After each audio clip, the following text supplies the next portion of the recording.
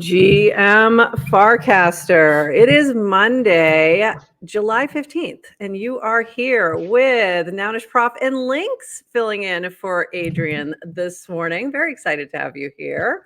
GM Prof, thanks. GM Links, it's great to have you here for this is your first time co-hosting, I think. It is indeed, yeah. Cast out. We had cast out, but not the the official. So great to Well, have you here. I was nerding out 100%. That was fun. It was really fun. More coming soon on that. But first, we've got to jump into all the things. I was just giving Links a little bit of the background, the BTS of all this, and I'm like, okay, I got a few more.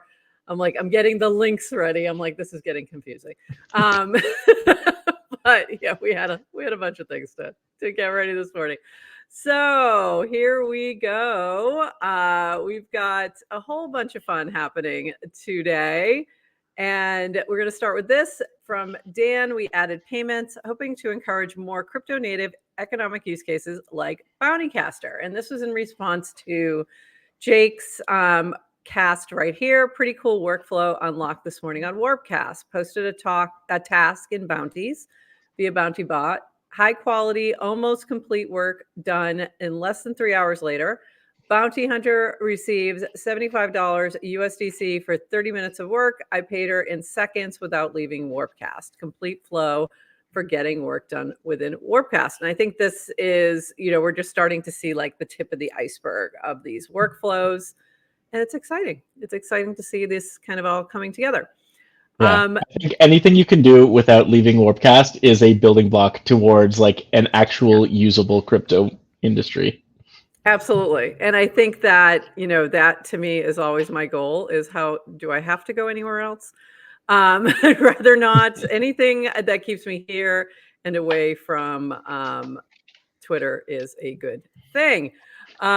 This from Horsefacts in response to Trish, not even for account sharing potentially malicious links. I know I can mute, but doesn't feel great. I can't protect my users in my channel from getting drained. So this is in response to how can I ban or moderate my channel? And this response from Horsefacts, you can still hide and ban with moderation tools, but they are not in the Warpcast client. If you want this level of control, you should enable moderation, disable the recent feed for channel, edit channel, configure moderation. And it's easiest to do, I've found, on desktop.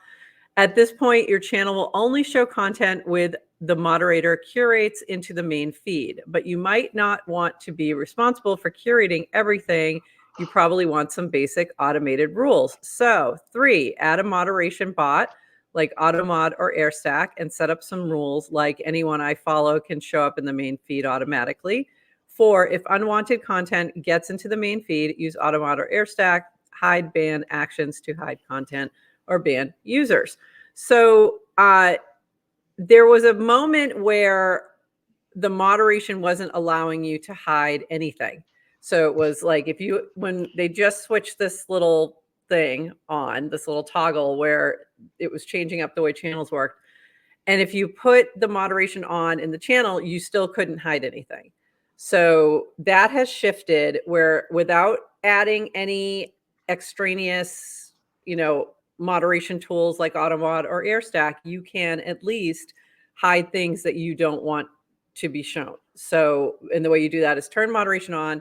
You have to actually like the things you want to be shown in the main feed, and then just don't show the recent feed. And that will give you at least the opportunity to protect people from certain links and things like that. So, yeah. do you have any channels that you're moderating right now? Yeah, I have 2. I'm moderating Black Flag channel and the B-Card channel, and both of them I'm using kind of like the canned out-of-the-box Warpcast moderation, which I think is like, they often just say everything has to have sensible defaults and it just works. And then if you want more control, then they kind of like say composability, use these other products, which is a good approach because what they're saying works for my small channels, right? Like in a larger channel, I can see why you would need more. Yeah. I think for because we don't have a ton of spam in something like Gmfarcaster. So I have different moderation going in different channels right now, and I'm trying different things. So for Gmfarcaster, I am doing the basic built-in moderation. And I just turned that on because we did have some spammy things, but it wasn't awful. So it wasn't like I need to, bring in the heavy guns of Automod or something. So it's a good way to experiment too. But this is good to know that we can at least hide and ban things, because that used to be so easy to do. And it got a little trickier. And I get that some people are definitely don't want they want everything to be seen, but I think sometimes that's just not realistic, especially around things that might have a drainer. And there's a GM one. Be on the lookout. I forgot to pull that cast, but I just saw it right before the show. There's something like a GM app, not us. Don't touch it. Apparently has a wallet drainer in a frame. And I was like, oh, that's interesting. Like that. In frame. Oh man. Okay, that's a first. Yeah, that was the first one to me. And I was like, ooh, that's scary. So, those are the kind of things you do want to be able to hide and not have people interact with, and just to be able to protect and not, open yourself up to liability as well. So yeah, it's kind of interesting because their default moderation, it's basically like the priority mode. And so like they have their auto spamming. So if someone gets through and you're using that mode, yeah, you can't hide them. You do have to use that other mode if you want to like have complete control over what gets shown, but then you have to like everything. Absolutely. Yeah. So it does take a lot more work with the basic tools, but it's at least a way that you can do it quickly without having to set something else up. So we do have that option at least. So that's good. Moving on, we've got lots of things to chat about today. This from Dylan, and I'm playing around with some screens as well. So you'll see me flipping things around as I'm trying things out. This from Dylan. What's the coolest thing you saw in Farcaster this week, and or what has you excited about Farcaster being on chain right now? Feels like builder vibes either aren't as high right now, or folks are heads down building. Would love to know how others are thinking right now. So do you feel like the builder vibes have chilled, or what are you seeing? What are you feeling out there? I mean, it's yes and no. I mean, I guess like everyone was super excited about frames and everyone was building frames, and like quite frankly, there was just a ton of bad frames. And so I try not to really, like, because I have a limited amount of time, I'm really only engaging things after they get beyond a certain level of adoption. I would not say that I'm like down in the trenches. So for someone like Dylan, who is down in the trenches, I could certainly see that there's probably less. For me, who was like never really engaging with that kind of level of content before, it's similar. Like the vibes right now, it's like the similar apps that are still building and people are still creating new things. And when there's some adoption, I'll try them. But yeah, I think that's it too. We have seen some things that are very similar, like coming out one after another, and whether that's the cards or the meme coins, and nice mug. So we see these things that are similar, and I think that kind of pulls a little bit of energy away as well, because people get, okay, I've seen this before. I want something new. And there's a lot of talk about the content as well, like content being not as I don't know, as engaging. So I think there's a little bit of that too, that maybe we're not seeing as many people posting about what they're doing. But I also think we're just in a moment of it's summer, things get quieter. People have stuff to do. They're touching grass. Like, I think it could be as simple as that.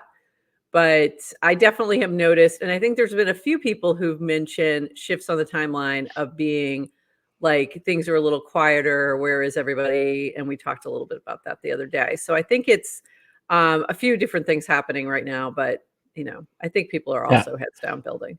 I think you're right. And I think the algorithm has definitely changed as well, right? Like, because I see less new things on the timeline. So maybe people are posting, I'm just not seeing it, right? Yeah, that's very true. I think there has been a shift, and I think I pulled those casts, but I don't see them right now, in the algorithm, where I'm seeing a little bit older content. I'm not seeing as many people. I think this has been the experiment they've been doing with the algo of like trying to flesh out the spam and get rid of that, so you're not seeing that in your feed. But in doing so, may have narrowed it too much. And I know that I'm saying, like, I've had times where I'm like, where's so-and-so? Why haven't I seen anything from them? And I have to go look at their page, and then I'll be like, oh, they are casting, and like a few things, and then they start showing back up on my feed. So it is something strange is happening right now. So I think That's it's the a biggest matter of, issue. yeah. Yeah, that's the biggest issue I always have with the algorithm, and it's happened a couple times while I've been using Farcaster, where it's just like, where's that person? And the algorithm just wasn't showing me their content. Yeah, and they were there. It's like they're there. They're just just weren't being shown. So yeah, I think there's something, and someone else, I think Cameron and was also talking about the trending feed, which feeling a little off. And I think that's related. I think it's you're only seeing certain things trending because of the algo. So I think there's probably some tweaks that need to happen, and we'll get back on track. But you fix one thing, you break another. It's pretty common. Pretty common in this space.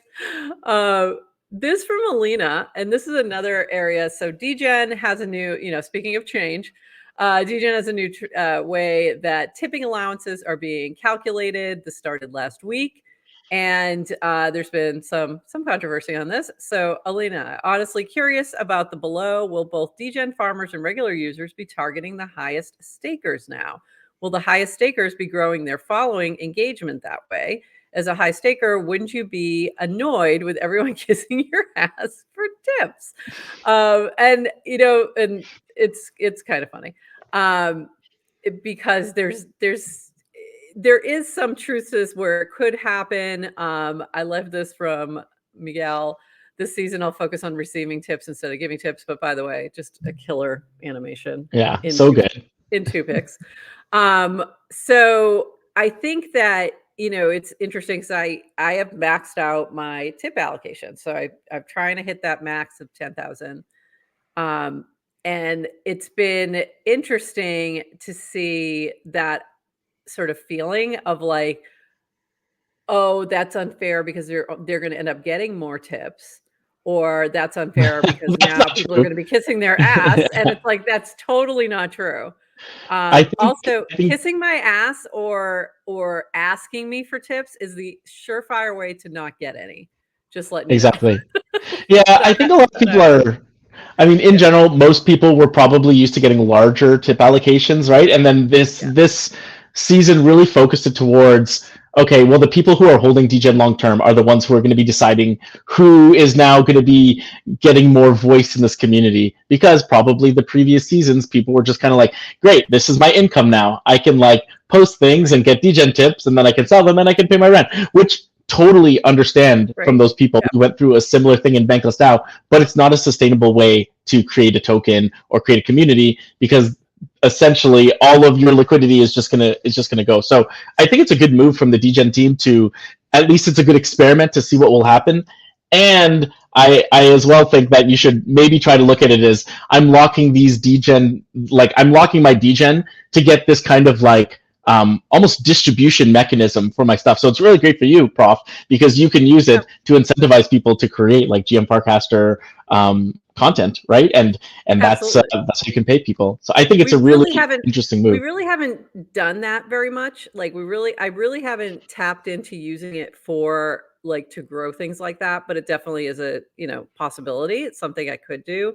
I did a little bit with Cast Out and using tips to tip the players or tip people who were watching or contributing in some way. So yeah, there is that aspect to it. But I also feel like, those who are holding long term have more conviction and aren't, I think that they're not, at least for me, I don't see that in a lot of those folks of like using it in a short-term game. You know what I mean? They're not going to just give it to their friends or just, that kind of thing. So I think, we'll see. We'll see how it all plays out, but it is the distribution mechanism had to change, right? Like it couldn't stay the same as it was. I think that like tipping in general, I feel like is kind of like for degen, it feels like it really needs to be a smaller aspect of the distribution mechanism in the long run. I think it's a good move that they're experimenting with things, and I think that tipping in general, they're gonna add a different distribution mechanism likely. We'll see. Yeah, absolutely. I think they're experimenting. let's see what's most effective. Let's see, what people like. And this is another experiment. And I appreciate that Jacek does that and is very open and transparent about what he's doing. So, and he's taking in feedback. So we'll see how things shift as the week goes on. Okay, moving on. We got to talk about Rand Domero. So he is not the first. Let's be clear. Not the first. Certainly won't be the last to impersonate DWR in a funny manner, but he's doing it quite well. And then we've got the I am Rand Domero as in I am Spartacus kind of meme from Alina. Love it. I also loved, where was this one? This one with the Keeping Up with the Dandashians. So various ones that have been doing this. And just to be clear, no, this will not overshadow your section, Ran. So if this overshadows my section on Monday, I'm going to come after you all. So Rand Domero making a little bit of a splash on the timeline, and enjoying it. This was funny. We sing this at Merkel every morning before we start all shit posting here. V is the Gen Z boss in a mini. So taking, creating some fun content, making it, interesting on the timeline for sure. I have on more than one occasion mistaken this guy for the real one. Me too. He channels Dan so well that he has to know him. Like he has to know him, right? Like there has to. I don't think it's just some random. But anyways, I totally it's not a random. There's no way. Too, yeah. Yeah, it's definitely an OG. We believe, or close to definitely own an OG token. So Adrienne and I have been in the DCs with Rand Domero. We invited him to come on. We assume it's a him, could be a her, him or her, they. Did invite them to come on to the show. We said they could be a they could do a voice changer, they can do all the things that they want. I have some, guesses as to who it might be. That might actually be a really fun like bracket game or something where we bet on who it is and see if we get it right. So we'll see. They said they're in the middle of an experiment and they'll get back to us if they're able to come on. But I do believe they did say they're an OG. Didn't tell us whether they bought or airdropped it. That was the only thing. But they have an OG token. So it could be either way. But even that, token, right? Even that says you've been here for a little bit. Like you had to have been here for a little bit to even know that exists. So, yeah, we'll see. Well, what's the over/under on whether Dan knows who it is? Because I suspect Dan knows who it is. I thought it was Dan. I honestly thought it was Dan for a little bit. I don't anymore, but I did think it was Dan. I think it could be Goose. You think it could be Goose? Okay, I could see that. It could be Goose. It could be Goose. I think it could be someone from Merkel. I think it could be someone from Merkel as well. And it could be Horse Facts. It could be Horse Facts. Horse Facts is very funny. Yeah, exactly. Very funny. Yeah. There's a couple funny people there, and it could totally be like a legitimate experiment and saying like, okay, here's this person who came out of nowhere, earned a power badge, and whatever, all that kind of stuff, right? So it could be an actual legitimate experiment too. I'm here for it. Yeah. Yeah. No, according to the DMs, they said it's an experiment. They were doing some learning, and that's why they said. But we said, okay, well, we'd love to be your first interview if you're ready to share all that information when you're ready. So we'll see. But I'm enjoying it. The content is quite enjoyable, quite funny. So well done, Ran. And the other one too, there was another one, Pompello. I think it's PWD or something like that. It's a different version of that. Also funny. So, it's been enjoyable. As long as you keep it fun and not doesn't get mean, I like it. Yeah. If it gets too mean, I'm not in. I'm no longer in. Keep it fun. And so far it's been really fun. And kind of just taking some fun shots. And this kind of relates to this and a lot of the discussion around content creation on Farcaster. And so this was from Phil. I love Farcaster, but we're in the minor leagues when it comes to content quality. If a major influencer from Insta, X, TikTok made Farcaster their primary platform, it would be trivial to quickly become one of the top 10 accounts. I believe that's true. The good news is they're not here yet, so now's the best time to grow your audience. And this is related from Just Build. One of the things we need to get better at is really supporting our homegrown creators. There's so much discussion about needed more content or bringing people from Zitter or wherever here. At the same time, we have teams like BCBH Show and Gmfarcaster doing the work of producing videos, podcasts, trying to engage the community and create and perpetuate the kind of culture that can attract and retain an audience. So it's, and then there was a little bit of back and forth with Brian over the past few days where he was, you know, a similar situation with trying to encourage creators to start streaming. He was reaching out to Tay Zonde, you know, trying to get Cameron to stream again. And there was a little, you know, back and forth with Kristen and I going, hey, what about us? Like, we are here already. So I think there's a combination of both. I think we do obviously need more creators. It's always good for everybody. But also, we do have some really cool creators on here. So if you're not following Super Tight Woody, you really should be. Incredible musician, Grammy-winning musician, who's been dropping some really cool content, talking about what creators and musicians go through within the industry and talking about imposter syndrome and technical skills and all these different things. So go check out that group of content, because I think some of what's happening is, yes, we need more content, but also there's a lot of content on there that people just aren't even probably seeing because they're not following that person. They're not following that channel, whatever it is that might be getting lost and isn't getting enough attention. So I think there's a little bit of both that needs to happen. Let's, you know, sort of amplify the creators that are doing the work on the platform, and then also try to find ways to bring in new creators. So I was thinking about this morning.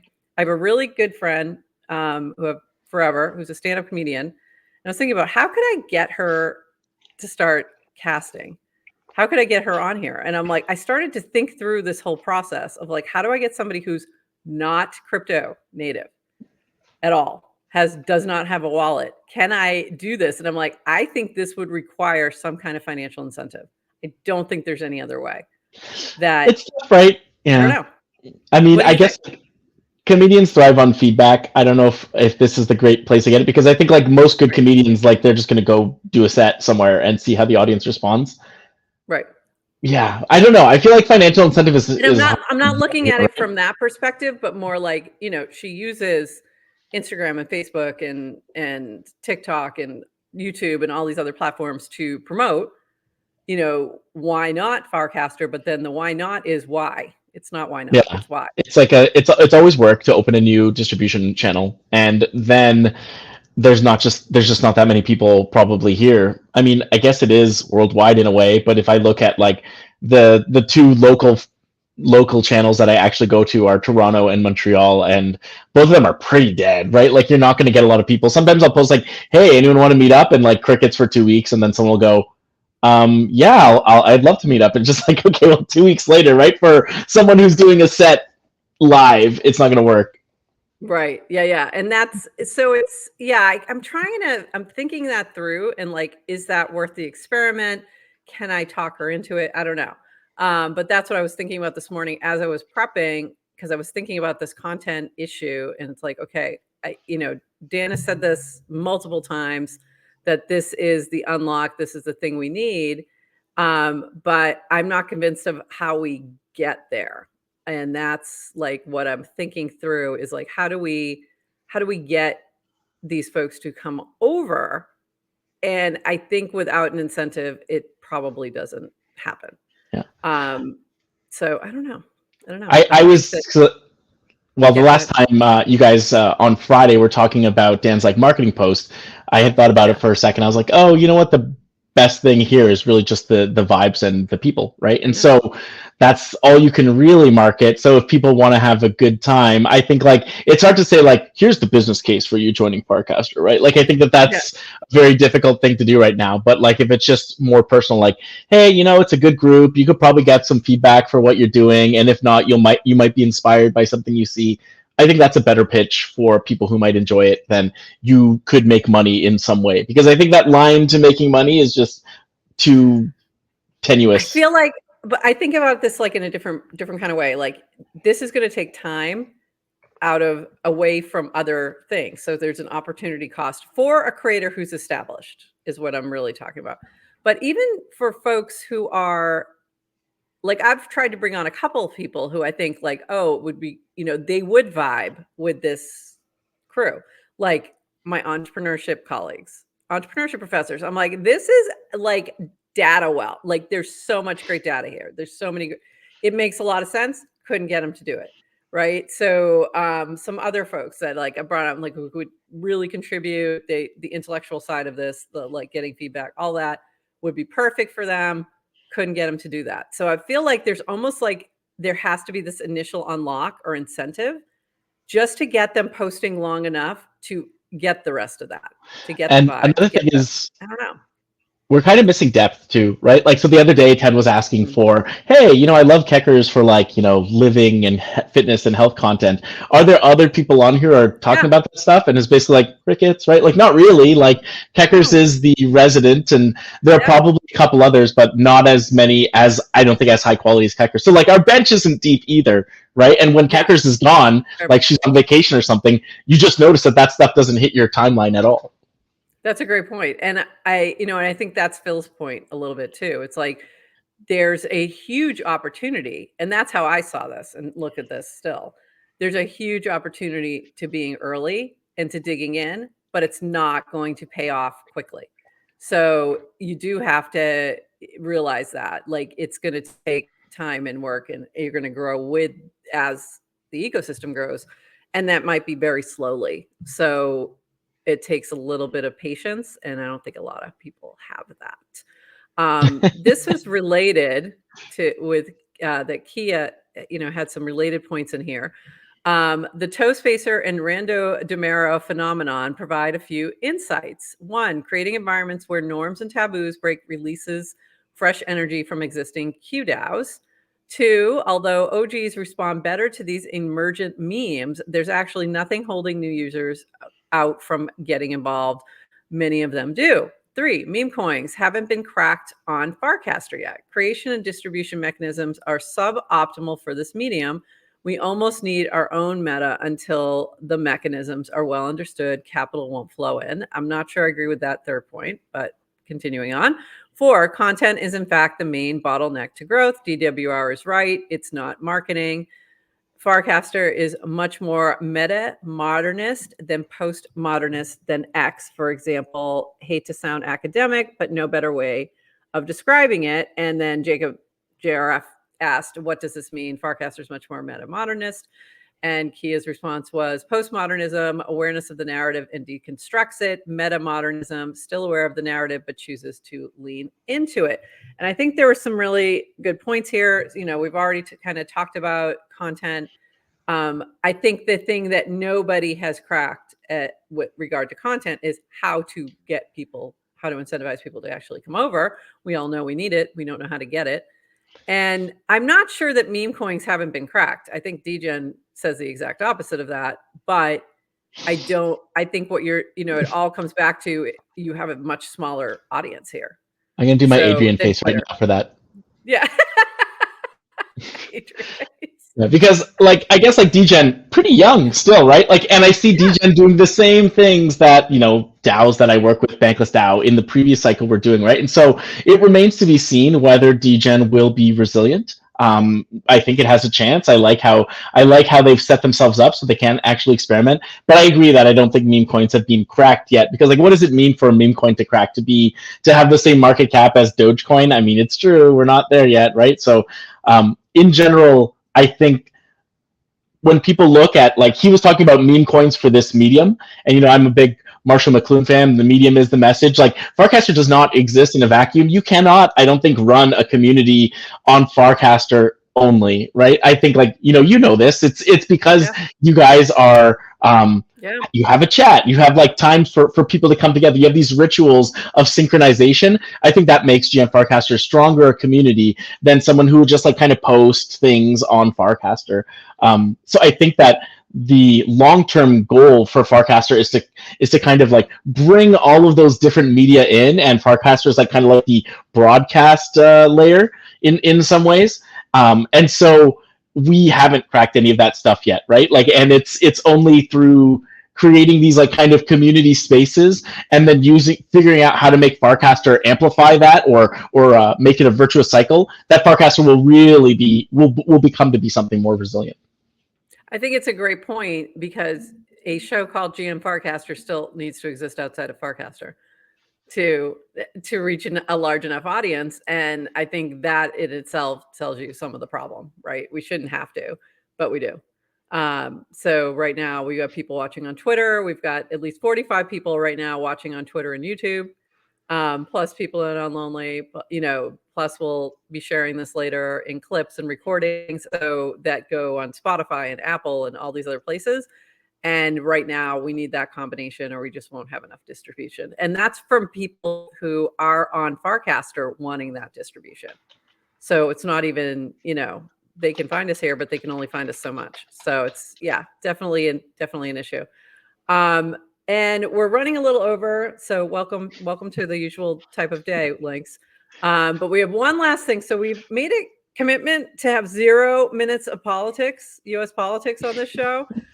I'm going to break that commitment for 30 seconds. And just because of everything that happened over the weekend, we did see a lot of activity around US politics. I did appreciate that Mazam Hussein, who has been an amazing writer from Intercept, did post this here, and it was a great read. So give it a quick glance.